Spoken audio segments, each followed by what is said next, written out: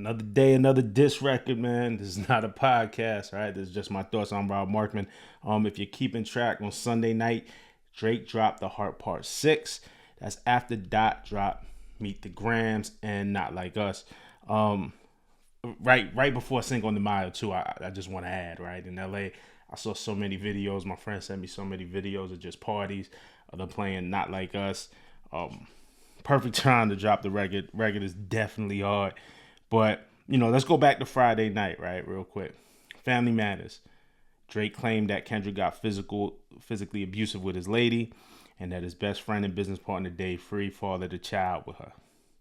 On Meet the Grams, Kendrick alleged that Drake had a daughter in secret that he doesn't claim.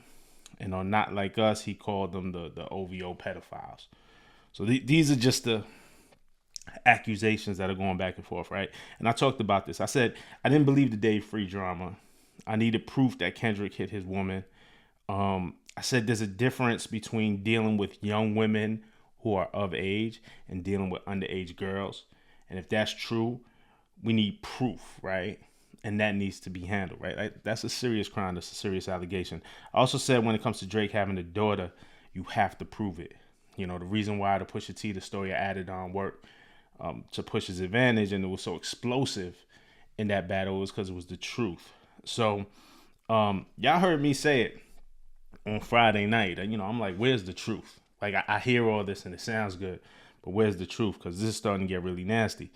I've also said, look, I said that rappers are professional liars, but I hold both of these guys to a higher standard. Like I said, this is a direct quote: nobody's gonna win off of dirt that they made up. There has to be some truth somewhere. You could take the truth and kind of twist it in your favor, and I get all that. But to make stuff up, nobody's gonna win this battle off of that. The truths get exaggerated, but some of the things these guys are saying about each other is so heinous. It's like, where's the truth? And with that, considering all that, right? That's the angle that Drake takes on the Hard Part 6. He's working to clear his name. He's working to clear up the rumors and the accusations, and he's gonna redirect it all back on Kendrick, right? And he's like frustrated. There's also a tone to it, right? Like almost like this is beneath him. But let's get into it, all right? First of all, the title, the Heart Part 6, is named after Kendrick's famous Heart series, right? The last one, the Heart Part 5, came out right before the Mr. Morale album, and the Hearts usually come out right before Kendrick is about to drop an album. Also, it's in response to, on Friday, Drake dropped 616 in LA, which is a timestamp record. He took that theme from Drake. Drake has 4 p.m. in Calabasas, 8 a.m. in Charlotte, all of those, the records. Now, the first thing we hear at the very beginning of the record is a vocal sample. Now, let me see you prove it. Just let me see you prove it. That comes from Aretha Franklin's 1967 song called Prove It.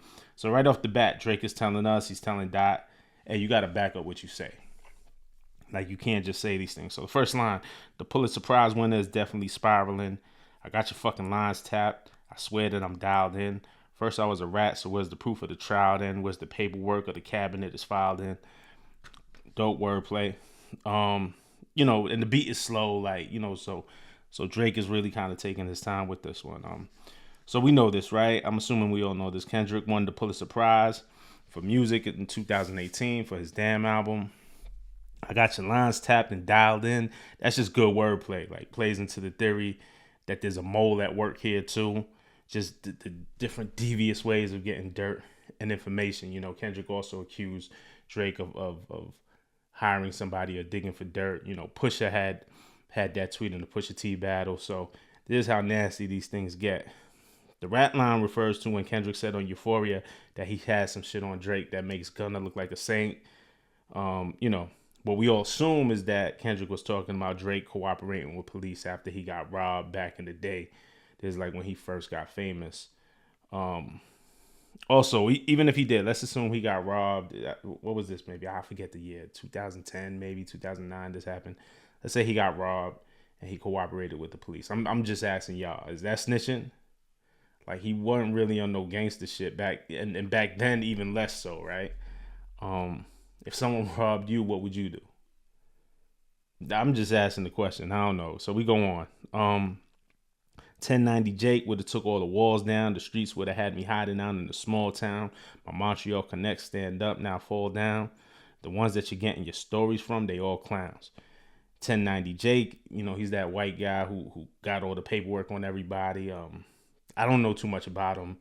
Y'all probably know better than me for real. I don't really like follow that, especially when it comes to street stuff. Yo, he's a snitch. Yo, it just seems like every time I see a headline, it's like the dude is telling us who's a snitch and who isn't snitching. I saw stuff on the internet that he himself was an informant. I really don't know, but 1090 Jake is the guy who pulls everyone's file, right? So we go on, and that the ones you getting your stories from, they all clowns. That line's gonna become important later. But he says, I'm a war general, seasoned in preparation. My jacket is covered in medals, honor, and decoration. You waited for this moment, overcome with desperation. We plotted for a week, then fed you the information. A daughter that's 11 years old, I bet he takes it. We thought about giving a fake name or a destination, but you so thirsty, you're not concerned with investigation. First of all, just from a rhyme, 1, 2, 3, 4, 5, 6, 7. There's like 7 or 8 like bars, like where the rhymes just fold into each other. So from a rhyme standpoint, this is all dope. But getting back to the substance, so Kendrick dropped Family Matters. He said that Drake had a daughter that he doesn't claim. The internet started buzzing with a theory right after that, right? Like the next day that maybe OVO false fed that info. Now Drake is putting this in his raps.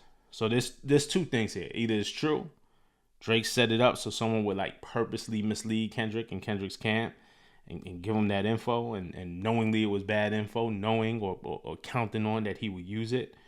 So these bars, they're great in that regard, right? Because there's just enough truth here, if not a full truth. Either way, like, I don't know, either that or Drake saw the narrative online, because we do a lot of fanfic. Drake saw the narrative online and was like, yo, I could use that. I really didn't force feed him the info, but I could use that and paint that narrative. So it's one of the two things, right? Either way, it feels like Kendrick got bad information. Whoever gave Kendrick the information, it felt like bad information, because it doesn't really land. The whole daughter thing doesn't really land unless we see proof of it, unless she shows up, unless, the Pusha thing worked because Drake actually had a son. We seen it. We saw the proof of it. Here we don't see the proof of it. Plus, it's less potent the second time, right? Like, we've seen this trick before, but it blows up in your face if it's not true. So either way, whether Kendrick just got bad intel or Drake purposely set it up, which is, if that is the case, that's brilliant. Either way, these bars work. I thought this was dope. Let's go on. Instead, you in Advantage Studio. It's a celebration. You got to learn to fact check things and be less impatient. Your fans are rejoicing, thinking this is my expiration. Even the picture you use, the jokes and the medication, the Maybach glove and the drug he uses for less inflation. Master manipulator. You've been on speculation. Again, just continuing the rhyme scheme. Like the rhyme scheme I was talking about before, how these rhymes all fold into each other. To me, you just on some MC shit. That's always dope when you could make something like real rhymey like that, and you can extend the scheme for multiple bars, but you still tell the story where it makes sense. Like he's not rapping just to rap. Like it's almost there's some real like rapidy rap shit, but he doesn't sacrifice the story or the narrative. So bars like this always really work for me. Yeah, so the Maybach glove and the drug he uses for less inflation. Master manipulator, you bid on the speculation. You dumb and reactive. I'm petty with dedication. So, and man, this studio is in Burbank, California. Drake could have just said the studio, but he used a specific name just to show that he knows Dot's moves exactly. It's harmless, right? Because nothing's gonna happen, but it's like a subtle detail. Okay, now the picture. Even the picture you used, the jokes and the medication. That whole scheme is in a reference to the cover art for 616 in LA and Meet the Grams cover art. And I think it actually got taken down when the record went up on DSPs. From what I'm hearing is because he doesn't own the picture or you're putting somebody's private information. I think, there was the prescription with Aubrey's name on it. For whatever reason, it got taken down off of DSPs.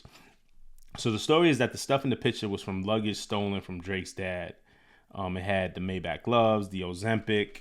Again, there was Aubrey Graham's name on the Ozempic, some receipts from popular jewelry. So Drake is claiming here that he had it planted, and maybe I said to it in the last video, I think, or one of these videos, that the picture also looked very set up perfectly, but I guess somebody stole the luggage and was like, oh, look what's inside, so they set it up all purposely to take a picture.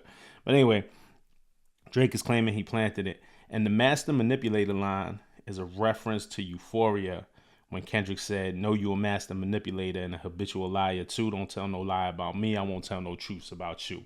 Y'all remember that line. And he said it on Meet the Grams too. He used master manipulator a couple of times in this battle. So here Drake is taking Kendrick's lines. He's owning up to it, saying, yeah, I am a master manipulator and I manipulated you. So that's it. I love when you could twist something and throw it back at somebody, right?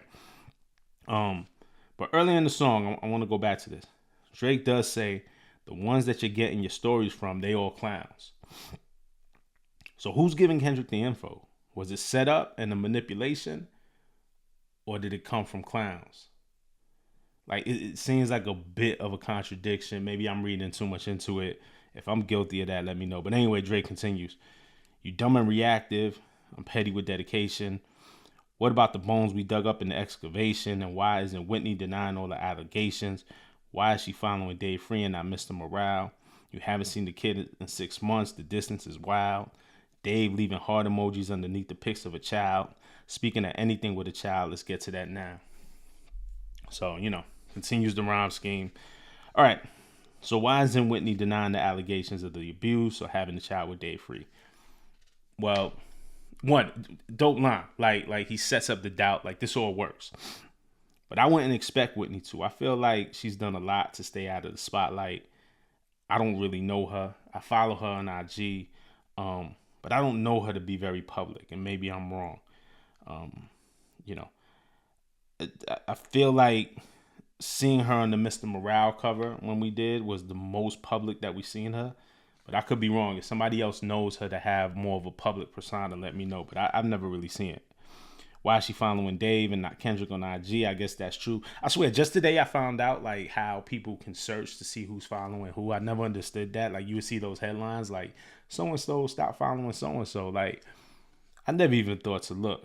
But I searched it up today. I did look. I figured out. I asked somebody and they told me how to do it. But yeah, so she's not following Kendrick. She is following Dave. I mean, this can mean a number of things. One, I don't know if she ever followed Kendrick to begin with. Like, that's one. And it could be for a number of reasons. Fans say and do wild shit and kind of infiltrate your private life. Other rappers try to jump in your DMs.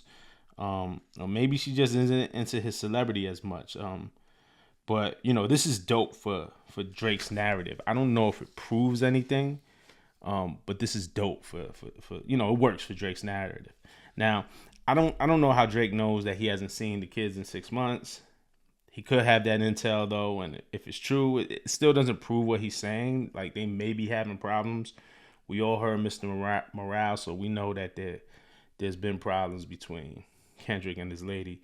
It still doesn't mean the abuse or the love triangle. The thing I would say is if they are having any type of problems of whatever capacity, I don't know if now was the right time to start a battle on Kendrick's behalf. Like, it's almost like, man, you got to be airtight and you got to take care of home first. Because this is how dirty this gets. But hindsight is 2020. As far as Dave Free leaving heart emojis under the pics of the child, that could also mean anything. I show love to all my guys, all my dudes who have kids. Whenever I see any of their kids on the gram, no matter who posted. If my man posted it, I'm going to show love. If his lady posted it, I'm going to show love. If the kid's grandmother posted it, I'm going to show love. So it doesn't mean that Dave is the father. But Drake did use that heart emoji as the cover heart to the Heart Part 6. And that actually makes the song title have like a double meaning, right? Like, Kendrick's song series is the heart, and then the heart that Dave left on the picture. It's clever. Doesn't prove anything, but for the sake of this record, it's clever, it's creative. Like, I'm not mad at it. the thought he put into it, the way he just kind of took all the information that's out there that we know, that we can point to, and push it into his narrative. I think it's super smart. I think it's dope. I think it's what makes this record potent. So we continue on. Drake goes on. This Epstein angle was the shit I expected. TikTok videos you collected and dissected. Instead of being on some disdirect shit, you rather grab your pen and misdirect shit. You rather fucking grab your pen and misdirect shit. Okay, so now Drake is combating the pedophile angle, and I never believed that either. I said that out the gate. I don't know Drake. I don't be around Drake. I interviewed him a couple times, and that was years ago. But I don't know. I don't be around. Like, I have no way of knowing. But I just never believed it. And we can all guess that there's a ton of women. There's probably been some freaky ass shit that goes on for sure, right? Like all that shit that comes with celebrity. But pedophilia is another level. And again, me personally, I'm not going to put that label on somebody unless I'm sure. Like, also, I understand there's a rap battle. So you got to say whatever to get at your opponent. Me as a media person, like, I'm not co-signing that unless I have proof. You know what I'm saying? One, because, again, it's a foul thing to put on somebody. And there's consequences and repercussions to that, especially, you know, if you're in the media. Again, I said, look what happened with Cardi B and Tasha K. I ain't doing that. So I'm not gonna put that label on someone unless I'm sure, and there's no way for us to know, you know, not with the info that we have now. So he deflects this. Now, I do want to go back to one line though. Instead of being on some disdirect shit, you rather fucking grab your pen and misdirect shit. Great line. Again, I'm talking about these rhyme schemes. Like, I love this. I'm a real fan of these soulful beats and when you can really kind of get like intricate with the rhymes and it still makes sense. So this is a great rhyme scheme. But I don't think Drake can talk about dis and direct. Right? And I'm going to explain for what I mean, because this is when this whole battle, it went left from the start. But on Like That, Dot's energy was, motherfuck the big three. It's just big me. It was on some rap shit. Yes, there was street talk, the whole taking chains and burning tattoos. Me personally, I never felt like there was a real physical threat. I never felt like that would go anywhere. And that's like par for the course when it comes to rap. Maybe somebody feels different. I didn't feel like that was out of bounds. Now, Drake was the one who said, I'd be around some bodyguards like Whitney on push-ups. And in the video, when I did the video for push-ups, I called that out right away. Like, that was weird to me right away. That stuck out to me right away. I'm like, why would he say that? To me, the energy of this battle shifted with that line. But it's a classic Drake move if you look at it. He did it to Pusha T on Duppy Freestyle. I'm going to let it ring on you like Virginia Williams. It wasn't like a bad line that he said anything about Pusha's wife, but just the mere mention, right? And he did it to DJ Drama on For Free. Last year I had Drama Girl, not right now. I think, and here, so this is kind of just like a Drake thing to do. And I think Kendrick just went into another direction after hearing Whitney mentioned. I think the energy just shifts. It takes it to a whole different direction. And, you know, again, it looks like Kendrick made some mistakes, trusting bad info, might have moved hastily. You know, I don't know. TBD. Right? But that's how it's looking right now. But what I'm just saying is, you can't then be like, instead of being on some disdirect shit, because the this is on Like That with direct and very much aimed at Drake.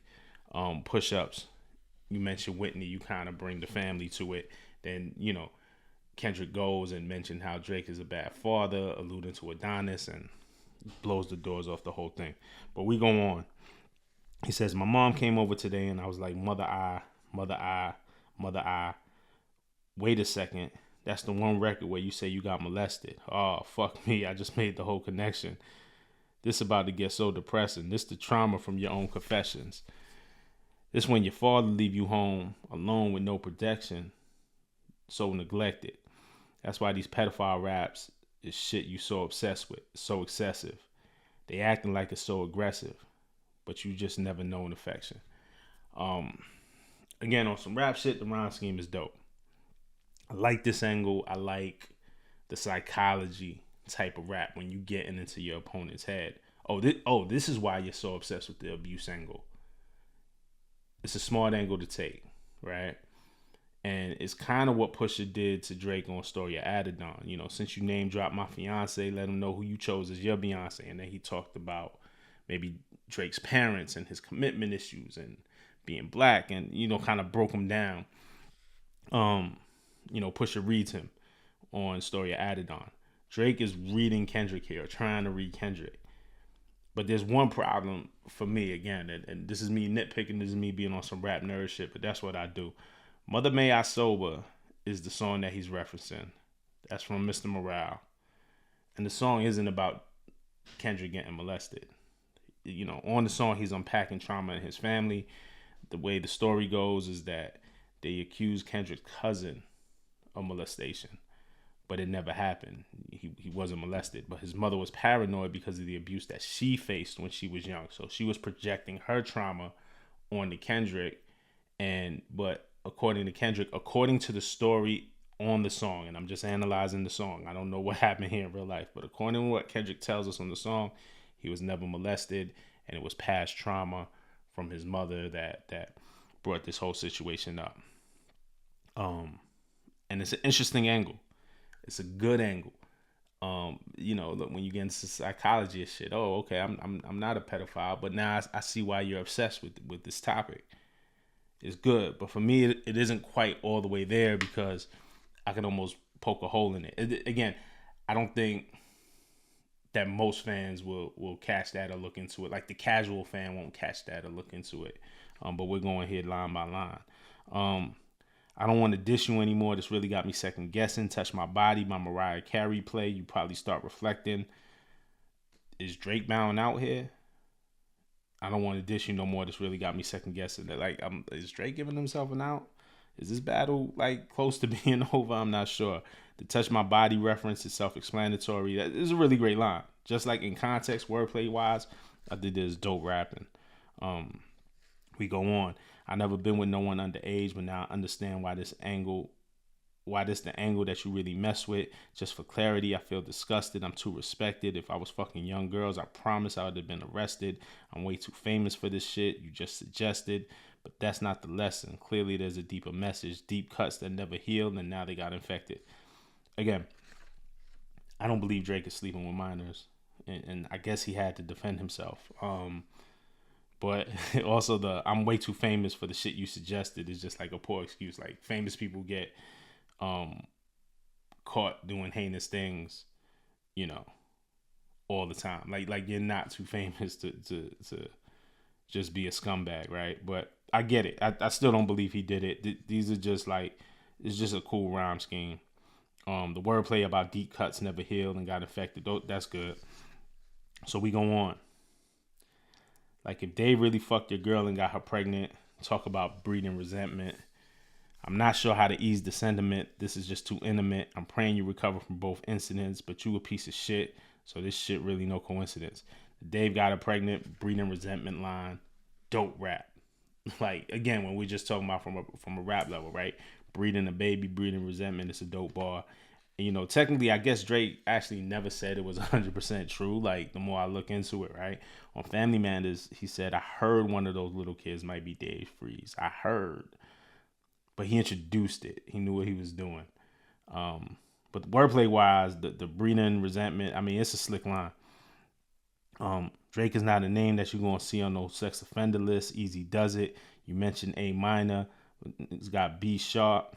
You mentioned A minor, but they got to B sharp and tell fans who was it. You thought you left D flat, D major.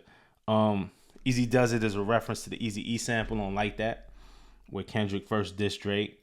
The A minor line is dope. It's just dope wordplay because on Not Like Us, Kendrick said, you trolling like a bitch, aren't you tired, trying to strike a chord. It's probably A minor. We laughed at that line for sure.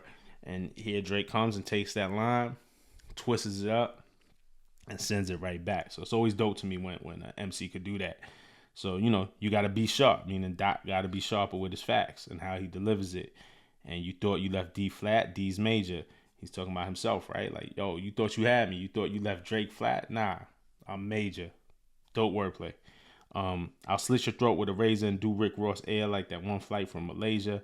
I'm your baby mother's screensaver. Only fucking with Whitney's, not Millie Bobby Brown's. I never looked twice at no teenager.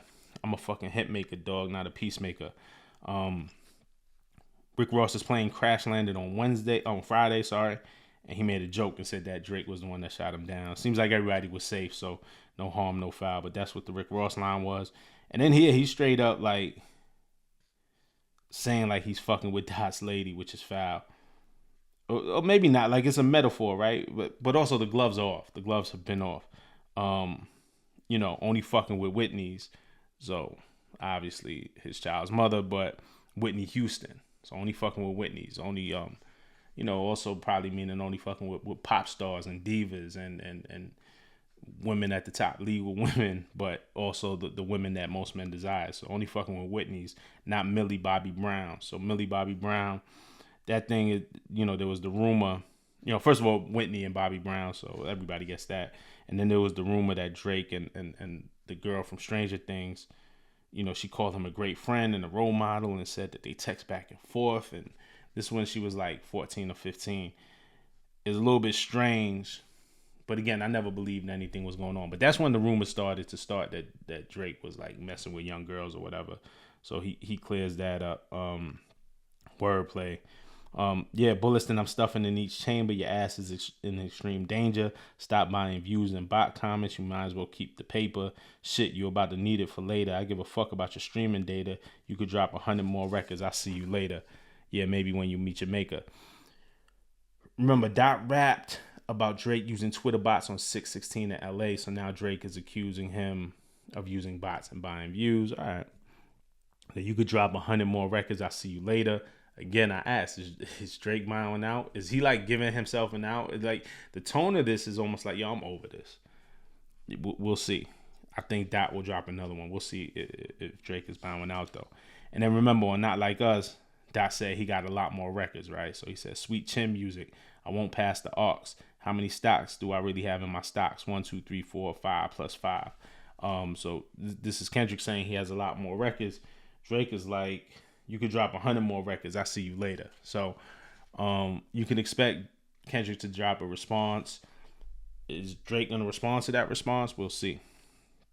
We go on. Drake says, I don't want to fight with a woman beater. It feeds your nature. If you still bumping R. Kelly, you could thank the savior.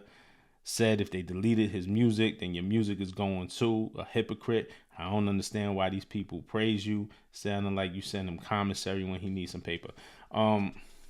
In 2018, Spotify said that they would stop playlisting R. Kelly and XXXTentacion. That was due to Kelly's case where he violated multiple women. I got to look up the exact charges. I'm sorry, I got lazy. I didn't even look up the exact charges. But we know R. Kelly. We know what he's up against. Heinous. You know what I'm saying? Like bad.